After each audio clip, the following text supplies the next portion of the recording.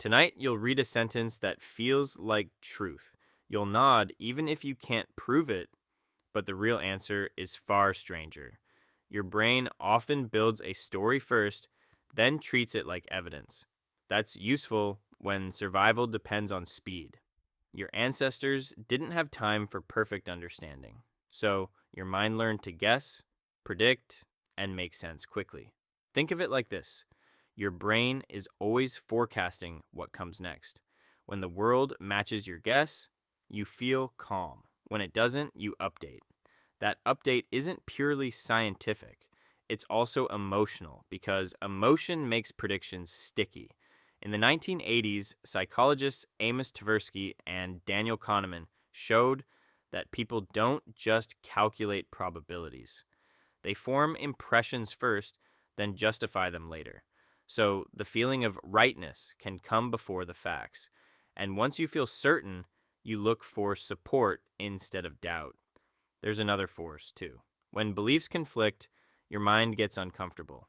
Psychologist Leon Festinger described this idea as cognitive dissonance.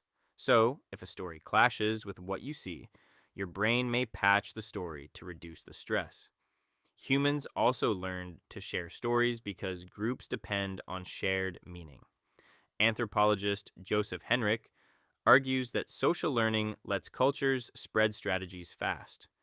Once a narrative becomes a norm, people act like it's true, and then their behavior creates outcomes that look like proof. That's why fake can still feel real. A story can be wrong in details and still help you function.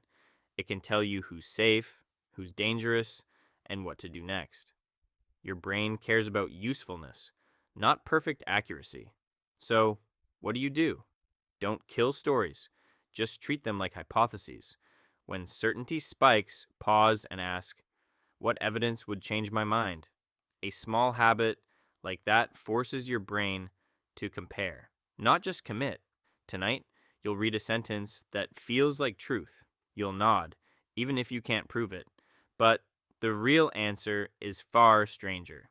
The story is often the beginning, and now you can catch it before your brain locks it in.